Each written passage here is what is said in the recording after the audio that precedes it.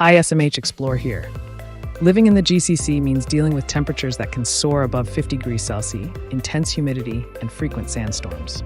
A reliable car air conditioning system isn't just a luxury here, it's a lifesaver. Your car's AC system has a few critical components: the compressor, condenser, evaporator, and blower fan. Choose a car with an AC system built for the GCC's extreme challenges.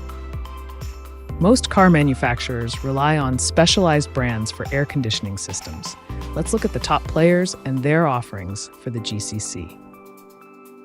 1. Denso, known for long-lasting performance in Toyota, Honda, and Nissan. 2. Hanon, offers rapid cooling for Hyundai and Kia.